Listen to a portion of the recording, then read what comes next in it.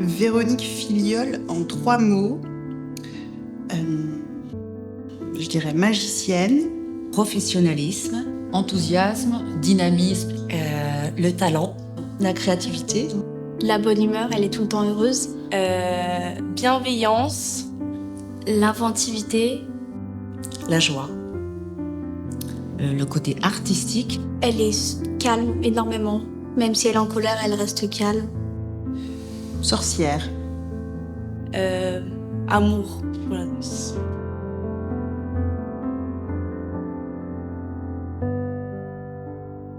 La danse dans ma vie, je crois que en fait, c'est un petit peu un joli bâton de pèlerin que j'ai rencontré quand j'étais plus jeune, qui m'a aidé à grandir, aidé à traverser les épreuves de la vie et qui m'aide encore beaucoup et qui me nourrit au niveau artistique et puis aussi qui permet d'être dans une forme d'épanouissement aussi bien mental que physique. Voilà la perception de la danse dans ma vie. Ça a été un chemin un petit peu sinueux parce que la vie est pas linéaire. Et l'idée, c'est de se dire en fait que la danse, elle est toujours là. Parce que je vais voir un film, je me dis oh là là, la musique elle est trop bien, là je pourrais faire ça. Je vais voir une expo, enfin voilà, c'est très chouette de voir comme ouais, je trouve que c'est un peu mon petit bâton de pèlerin qui est plus ou moins présent, mais en fait qui est toujours là et qui est un peu en petite pointe, en petite ramification, qui crée des passerelles, qui crée des rencontres, voilà. Même si ça a évolué parce que bah maintenant je suis plus vieille, donc je danse quand même beaucoup moins qu'avant, je fais beaucoup moins de stages, voilà. Mais c'est quand même toujours là et c'est là d'une manière différente, donc c'est chouette. Alors la danse dans ma vie, c'est une façon de s'exprimer, puisque j'arrive pas beaucoup à parler. Et c'est vrai que ça m'a aidée dans les 3 moments. Et c'est aussi un épanouissement, puisque tous les jours, quand on vient danser, on oublie entre guillemets qui on est. On devient une nouvelle personne, on peut faire ce qu'on veut. Et c'est ce qui me plaît le plus dans la danse aussi. Un pilier, c'est un échappatoire, c'est un bonheur tout simplement de la vie. C'est une passion aussi. La danse dans ma vie, ça a été ce que c'est pour pas mal de personnes, c'est que à un moment, ça a été surtout un chemin d'existence, en fait. C'est de se dire que la vie, ça sert à quoi et c'est quoi l'existence. Et quand on est jeune et que bah, parfois on s'y retrouve pas toujours, que ce soit dans la famille ou dans les études ou je ne sais quoi, bah, la danse, pour le coup, c'était un sens de l'existence, en fait. On se dit à un moment, même si on le formalise pas, et ben la danse, ça donne sens à la vie et on se dit, bah ouais, ça, j'aime bien faire. Et pour le coup, je me retrouve dans ce que je fais. Voilà, maintenant c'est un peu plus différent. Maintenant que je suis plus âgée, je pense que ça c'est aussi quand on est jeune. Mais aujourd'hui, on va dire que c'est une corde à mon arc pour plein de choses. C'est-à-dire d'avoir la danse, c'est des rencontres surtout. C'est de partager avec des gens une expérience et un univers qui est qu'on aime collectivement. Voilà.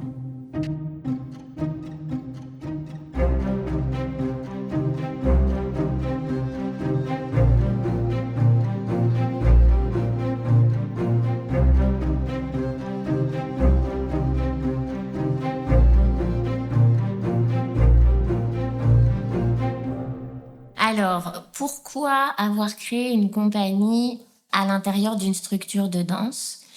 Eh bien, le pourquoi, c'est parce qu'en fait, moi, dans ma formation, quand j'étais jeune et que je dansais à Saint-Étienne dans une petite école et que c'était pour le coup mon lieu ressource, j'ai passé toutes mes soirées. Ma prof de l'époque, Claire Soulas, avait une compagnie qui faisait pas de concours, qui faisait de la scène et montait des projets chorégraphiques. Et clairement, c'est cette expérience-là de compagnie dans laquelle j'ai été très jeune intégrée qui m'a vraiment donné envie de faire ce métier, qui m'a donné envie de faire de la scène.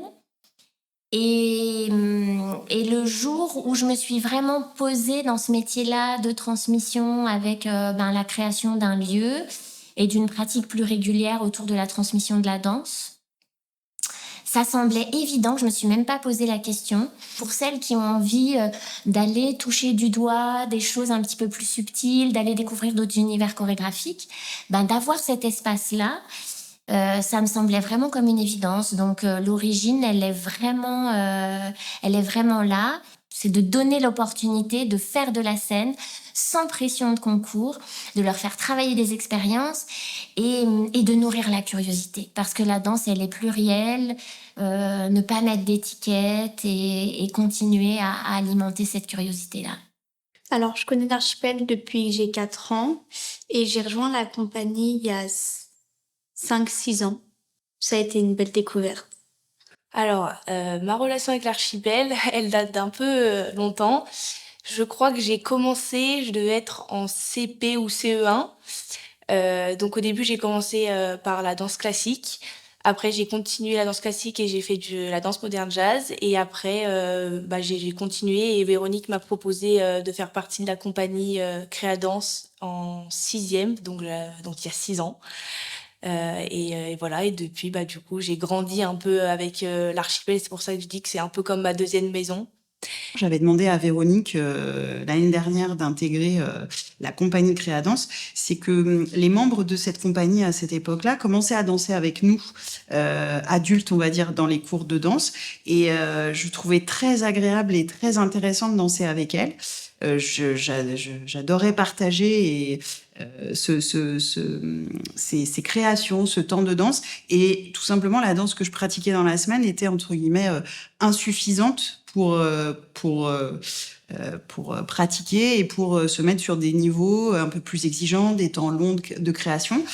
Et puis surtout, ouais, c'était partager un temps de scène avec toutes ces filles, parce que c'est surtout ça. Et la dernière création qu'on a eue, c'était surtout, je trouvais vraiment emblématique d'un groupe qui partage des choses. Et il y en a certaines qui sont parties, et c'est d'autres qui sont restées, d'autres qui reviennent, et on reforme le groupe. Et je trouve que la danse, c'est vraiment un moment d'intimité, et j'avais envie de partager un moment d'intimité comme ça avec elles, parce que on se sent bien ensemble aussi, et c'était surtout ça, Créadance.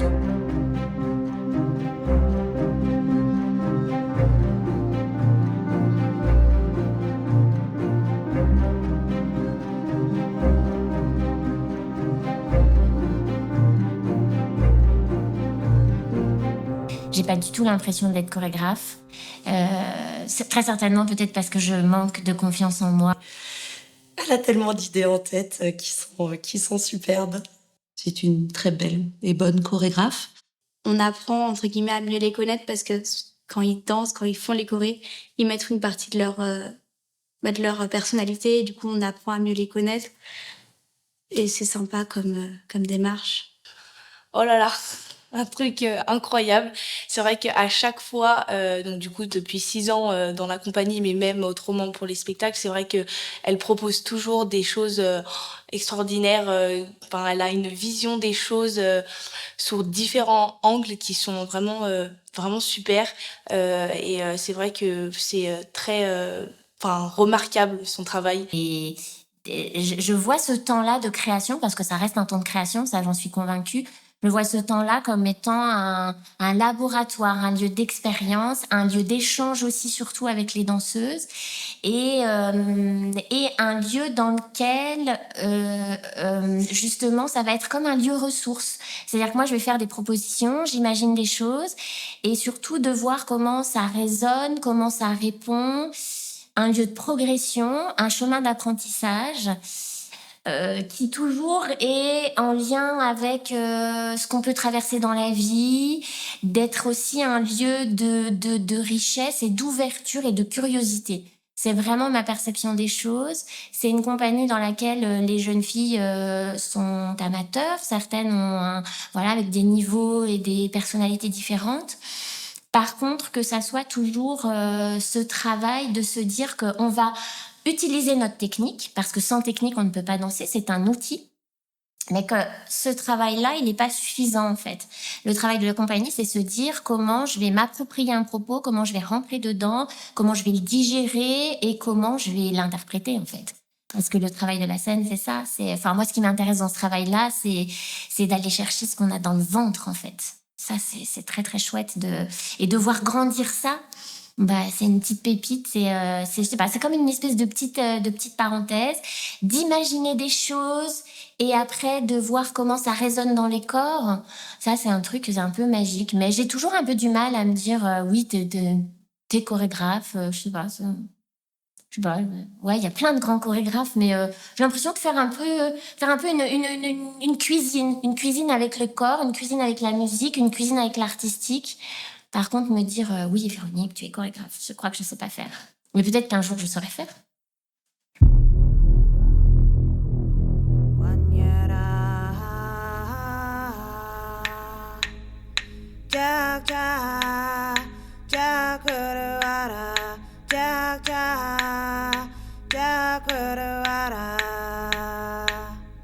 Alors, l'histoire de Cassie. L'histoire de Cassie, elle est arrivée parce que j'avais envie de travailler autour de l'idée d'un clan de femmes. C'était très clair dans mon esprit. En randonnant, je médite pas mal sur tout ça et pof, cet été, voilà, il y a ce truc-là qui est venu, groupe de femmes, clan, comment on fait corps, se relier les unes aux autres. Bah, cette création, c'est effectivement une histoire qui est surtout une histoire de femme. Alors, c'est beaucoup l'univers de Véronique. Véronique, elle a un certain univers, elle a une certaine façon de travailler, elle a des musiques particulières, elle a souvent un aboutissement et un message à donner. Bah, j'ai trouvé que c'était une belle histoire parce que c'est avant tout une histoire d'un seul groupe qui est soudé et avec plein de puissance, d'entraide, d'énergie.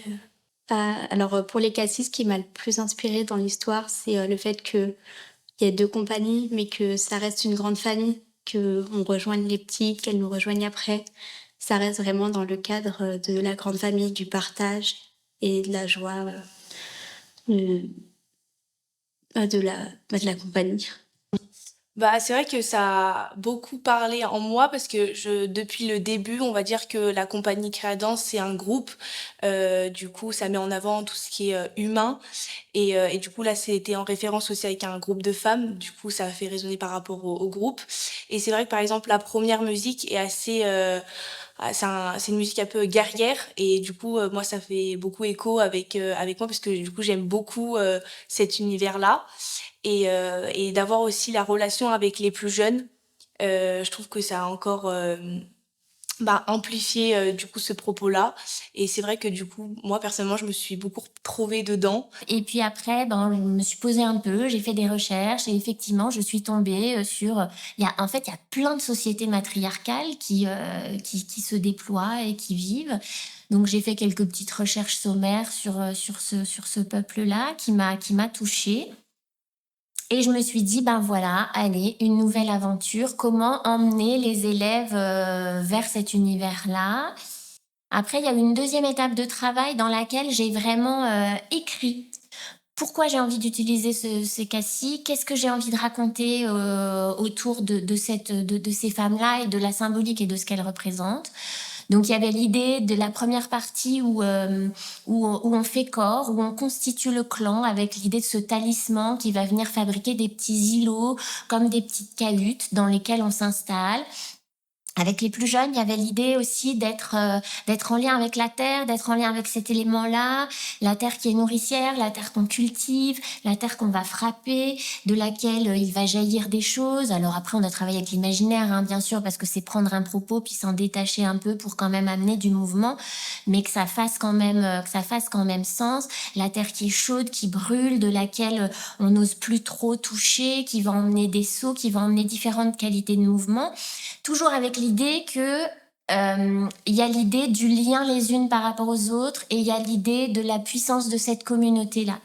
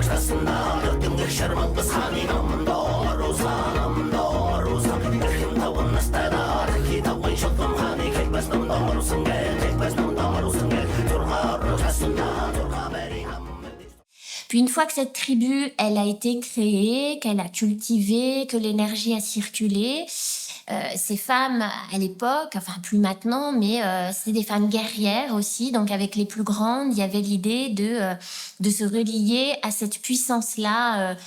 Alors guerrières, ça peut être des guerrières dans l'âme, hein, pas forcément que physiquement.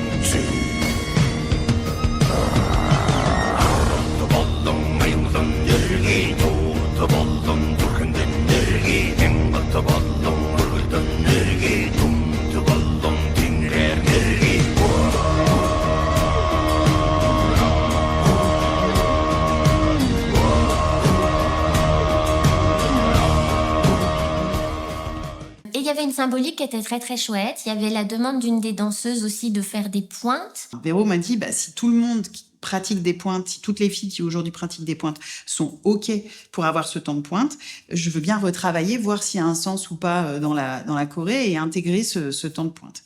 Et donc après, les filles ont adhéré et ça c'était super parce que c'était vraiment bien qu'elles l'acceptent. Et puis pas seulement d'ailleurs celles qui portaient les pointes, c'est aussi les autres qui ont aussi du coup accepté qu'il y a un temps sans elles et qu'elles consacrent un temps que pour les pointes. Et ça c'était vraiment classe qu'il y ait ce choix collectif et parce que parfois la danse c'est laisser la place aussi à l'autre et c'est aussi laisser aussi un autre propos que le nôtre prendre place. Et ça, c'était vraiment bien. J'avais pas fermé la porte. J'avais dit, pourquoi pas, on verra dans le chemin de création qui se tisse aussi, c'est ce que je te disais, en interaction quand même avec les élèves.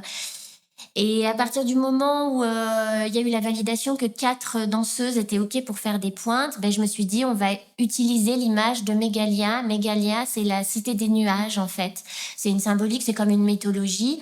Donc les nuages, ça veut dire l'élévation du corps, ça veut dire du coup, comment on va, entre guillemets, monter un peu sur des échasses. C'était un peu comme si on était un coup d'air qui arrivait, qui chassait un certain nombre de choses et puis qui ramenait un petit peu aussi. C'était un peu l'âme qui était un peu au-dessus, qui était un peu en suspension. Et finalement, je pense que ça a bien fonctionné et que ça s'est bien accordé. Après, il est vrai que faut pas que en tout cas, le but, c'était pas que les pointes soient vécues pour faire des pointes, quoi. Enfin, c'était aussi qu'il y ait du sens. Donc là, on est vers quelque chose où il y a plus d'élévation, même si on reste bien ancré dans la terre. Et l'idée de ce propos-là et de mettre des pointes à l'intérieur, c'était pas juste mettre les pointes pour mettre les pointes, c'était d'amener un petit peu plus de subtilité, d'élévation, un peu plus de fragilité, parce qu'en fait, je suis convaincue que ce qui fait la force des guerrières, c'est aussi leur sensibilité et leur fragilité. Donc, une fois qu'il y a eu ce tableau-là de plus de sensibilité et de fragilité, qui a été évoqué avec le travail des pointes des filles. 2, 3, 4, 5, 6, 7. Lève les yeux. Loin du centre. 2, 3, 4. Allongez votre taille. Grandissez-vous.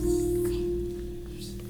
1, 2, 3, 4, 5, 6. Un volume. Là, la jambe de terre est tendue. 1, 2, 3, 4. Et quand tu transfères, tu l'allonges. 6, 7, 8. 1.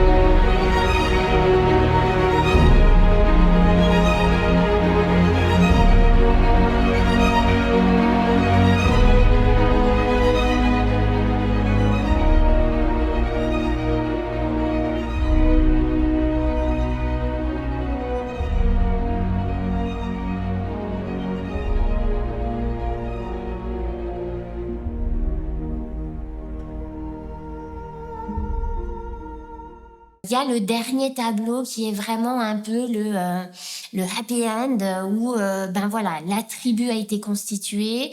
Il y a une petite procession des mâts là avec la symbolique du cercle, on la dépose au centre, on fait corps au milieu, entre guillemets un peu comme un sacrifice mais qui n'a pas lieu d'être, c'est plus une symbolique tribale, de rite en fait. Et finalement, il y a ce moment où elle se relève et où tout le monde fait corps et où on a ces 17 danseuses qui sont ensemble sur le plateau. Et où là, c'est là où je reviens à la cuisine, où là, on a tous les éléments qui font corps, c'est-à-dire la tribu qui est là, les plus jeunes, les plus matures, elles font corps, elles sont toutes ensemble.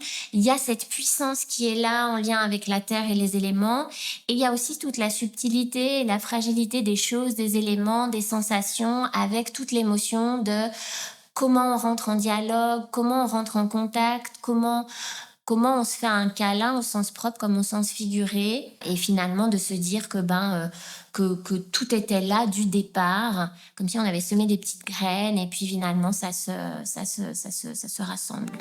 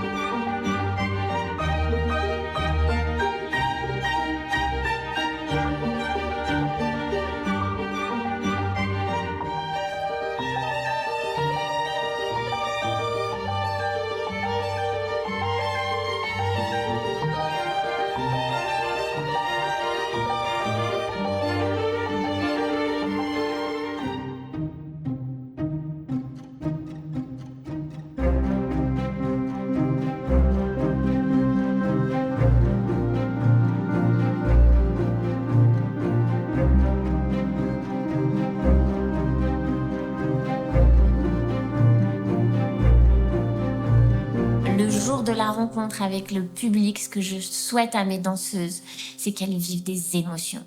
C'est que du plaisir avec une petite partie de stress parce qu'on se dit ça y est, au bout de 3 mois, on y va, on danse. J'adore aller sur scène et l'ambiance des spectacles, de la préparation, de l'évolution de la chorégraphie. J'avais comme une partie de moi que je contrôlais pas et ça j'adore et il y a que ces ressentis-là et ces émotions, je les ressens que sur scène. La scène, c'est vraiment comment on fait corps tout ensemble sur un propos. Presque j'oublie mes mouvements, je les oublie pas parce qu'ils sont là, c'est la mémoire du corps, ça jaillit.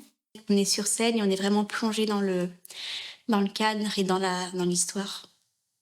Et en fait, il y a un peu deux phases. Il y a le côté où quand on est sur scène, où il y a le public et les danseurs et donc du coup moi, en fait on est un peu sans filtre. C'est nous-mêmes en fait, notre personnalité. Un des éléments les plus importants pour la danse, parce que la danse c'est une technique corporelle, mais il y a une autre technique qui est importante, qui est une intelligence particulière et c'est la mémoire du corps, c'est arriver à comprendre des mouvements, à connaître leur enchaînement et en plus à se trouver, à le faire ensemble au bon moment et à le caler sur la musique. La scène, quand on n'en a pas fait, je crois que c'est compliqué de comprendre ce qu'on traverse émotionnellement parlant. C'est très très fort. Le temps sur scène est un temps qui est furtif. Ça passe vite. Et quand on y est, on voit pas les minutes passer. La chorégraphie Cassie, elle durait 20 minutes. On était dedans, mais on n'avait pas cette notion de temps. On disait « Ah oui, c'est à moi, il faut que j'y aille ». C'est très étrange. Le moment sur scène, elles peuvent se tromper, c'est pas grave en fait.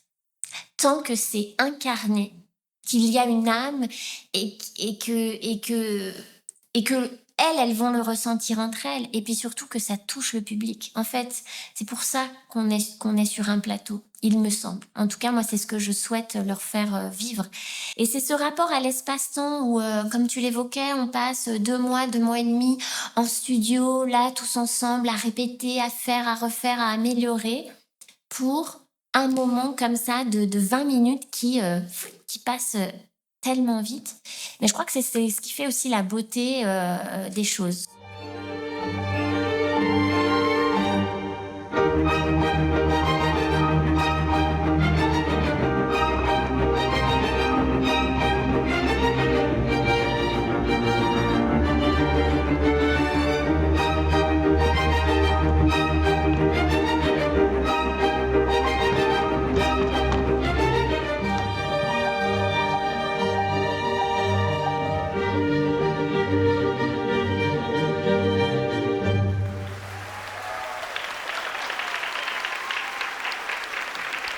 Le message que j'aimerais leur donner, je crois que lorsque on tombe en amour pour la danse, j'adore cette expression tomber en amour, eh bien, c'est pour toute la vie. Peut-être qu'il y a des moments de la vie où en fonction des études ou des parcours, la danse va être plus lointaine, on va arrêter de pratiquer ou on va pratiquer différemment. Par contre, c'est comme un petit joyau, c'est comme une belle pépite. Donc, continuer à se relier à ça, aller voir des spectacles, écouter de la musique. Enfin, voilà. Très franchement, ça fait nul de dire ça, mais la danse, c'est un mouvement de vie, c'est un cri de vie. Donc, eh bien, dans cette vie-là, profitez-en, quelle que soit la forme de la danse. J'aurais envie de leur dire ça.